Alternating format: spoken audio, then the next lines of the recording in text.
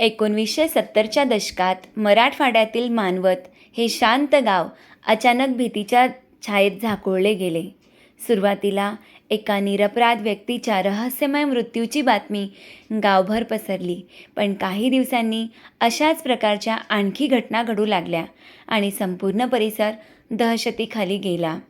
रात्री पडताच गावातील रस्ते ओस पडत, पालक आपल्या मुलांना घराबाहेर जाऊ देत नसत आणि प्रत्येकाच्या मनात एकच प्रश्न घोंघावत होता, हे नेमकं कोण करत आहे?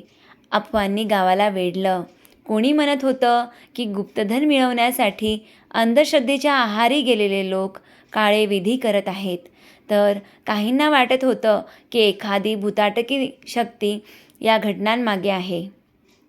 पोलिसांनी तपास सुरू केला, पण प्रत्येक वेळी त्यांना फक्त प्रश्नच मिळत होते, उत्तरे नाही. दिवस महिने बनले, महिने वर्षात बदलली आणि भीती अधिक गडद होत गेली. अखेर हा तपास वरिष्ठ अधिकाऱ्यांकडे सोपवण्यात आला. त्यांनी जुन्या फायली पुन्हा उघडल्या, प्रत्येक साक्षीदाराची चौकशी केली आणि छोट्यातल्या छोट्या धाग्याचा मागोवा घेतला. हळूहळू एका धक्कादायक चित्र समोर येऊ लागले. अंधश्रद्धा, गुप्तधनाच्या लालसेने पछाडलेली माणसं आणि पैशासाठी कोणत्याही थराला जाण्याची तयारी. तपास जसजसा पुढे सरकत गेला तसतसं गावातील प्रतिष्ठित आणि प्रभावशाली लोकांवर संशयाची सुई फिरू लागली. शेवटी अनेक महिन्यांच्या अथक तपासानंतर पोलिसांनी या प्रकरणातील आरोपीपर्यंत पोहोचत संपूर्ण राज्याला हादरवून सोडणारे सत्य उघड केले. गावात एकामागून एक लोक बेपत्ता होऊ लागले आणि काही दिवसांनी त्यांचे मृतदेह निर्जन भागात सापडत आणि त्यामुळे भीतीचे वातावरण निर्माण होत होते. पोलिसांना सुरुवातीला कोणताही स्पष्ट धागा सापडत नव्हता. प्रत्येक घटनेमागे एक विचित्र साम्य दिसत होते, ज्यामुळे अंधश्रद्धा, गुप्तधन आणि कथित मानवी बळींच्या अफवा वेगाने पसरल्या. गावकरी रात्री घराबाहेर पडण्यास घाबरू लागले. तपास जसजसा पुढे गेला तसतसे उघड झाले की या घटना एखाद्या अदृश्य शक्तीचे काम नसून लोभ, अंधश्रद्धा आणि चुकीच्या समजुतींनी पछाडलेल्या काही व्यक्तींच्या कटाचा भाग होत्या. आरोपी आपले गुन्हे लपवण्यासाठी अत्यंत गुप्तपणे काम करत होते, त्यामुळे बराच काळ सत्य समोर आले नाही. पण अखेरीस पोलिसांनी पुरावे जोडत या भयावह मालिकेमागील सत्य उघड केले आणि संपूर्ण महाराष्ट्र हादरून गेला. मध्यरात्र उलटून गेली होती. गावाच्या बाहेरच्या ओसाड टेकडीवर काळोख दाटून बसला होता. वारा झाडांच्या फांद्यांना हलवत होता आणि त्या किरकिरणाऱ्या आवाजांनी वातावरण आणखी भयावह बनवलं होतं. दूर कुठेतरी कुत्र्यांचे भुंकणे अचानक थांबले. जणू संपूर्ण परिसरावर एखादी अदृश्य सावली पसरली होती. गावातील काही लोक कुजबजत होते की त्या रात्री टेकडीवर विचित्र हालचाली दिसल्या होत्या, पण कुणीही जवळ जाण्याची हिंमत केली नाही. सकाळी सूर्य उगवला तेव्हा गावभर पुन्हा एकदा भीतीची लाट पसरली. लोकांच्या चेहऱ्यावर प्रश्न होते, पण उत्तर मात्र कोणाकडेच नव्हते. प्रत्येकाला वाटत होतं की या अंधारात काहीतरी भयंकर घडत आहे, काहीतरी भयंकर दडलं आहे आणि ते पुन्हा परत येणार आहे. हत्येची क्रूर पद्धत अशा प्रकारची होती की उत्तमराव आणि रखुमाई यांनी या हत्या स्वतः केल्या नव्हत्या. त्याऐवजी त्यांनी बळींची हत्या करण्यासाठी स्थानिक साथीदार आणि सुपारी घेऊन हत्या करणाऱ्या गुन्हेगारांची म्हणजेच कॉन्ट्रॅक्ट किलर्स यांची मदत घेतली. प्रत्येक हत्येसाठी हे गुन्हेगार एका विशिष्ट आणि निर्दयी पद्धतीचा अवलंब करत असत.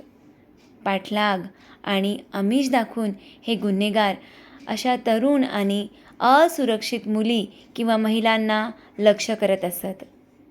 ज्या मानवत परिसरातील शेतात, नदीकाठी किंवा बांबूंच्या राईमध्ये सरपण गोळा करण्यासाठी किंवा नैसर्गिक विधीसाठी एकट्या जात असत.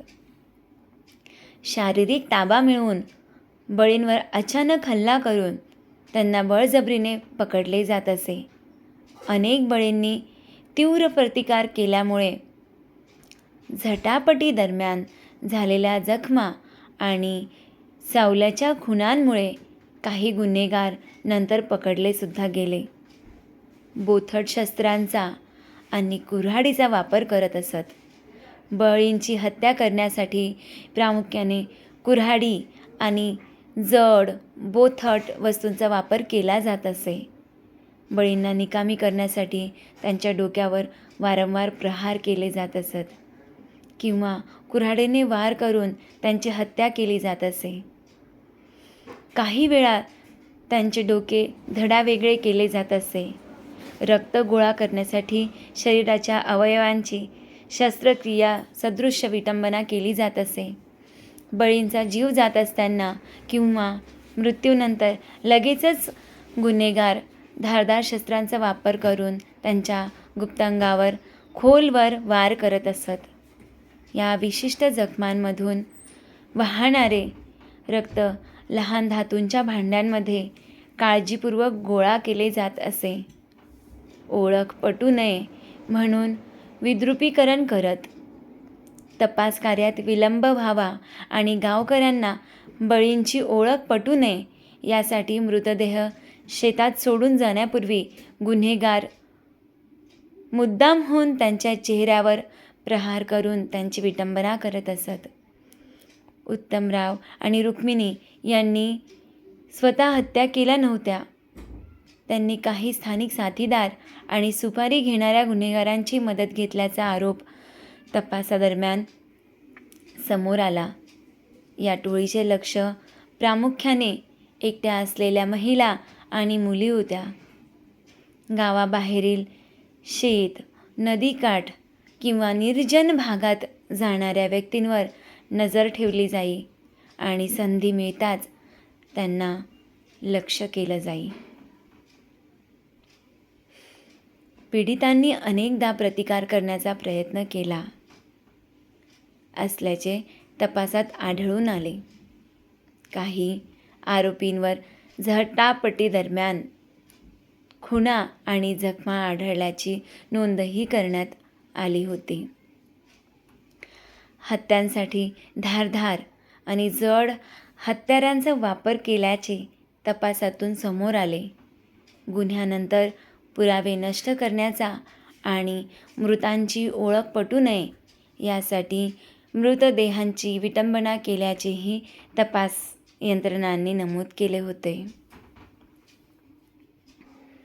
या सर्व घटनांमागे अंधश्रद्धा, गुप्तधन मिळवण्याची लालसा आणि कथित धार्मिक विधीवरील विश्वास कारणीभूत असल्याचा आरोप होता. मानवत हत्याकांडाने संपूर्ण महाराष्ट्राला हादरवून सोडले आणि अंधश्रद्धेच्या भीषण परिणामांचे हे एक भयावह उदाहरण म्हणून इतिहासात नोंदले गेले. मानवतच्या मातीत दडलेले हे रहस्य अखेर न्यायालयापर्यंत पोहोचलं. अनेक वर्ष चाललेल्या तपासानंतर काही आरोपींना फाशीची शिक्षा सुनावण्यात आली, तर काही जण पुराव्याअभावी मुक्त झाले. पण या खटल्याने एक गोष्ट कायमची सिद्ध केली: अंधश्रद्धा, लोभ आणि भीती यांची सांगड घातक ठरते. आजही मानवत हत्याकांड महाराष्ट्राच्या गुन्हेगारी इतिहासातील सर्वात भयावह आणि गूढ प्रकरणांपैकी एक म्हणून ओळखले जाते.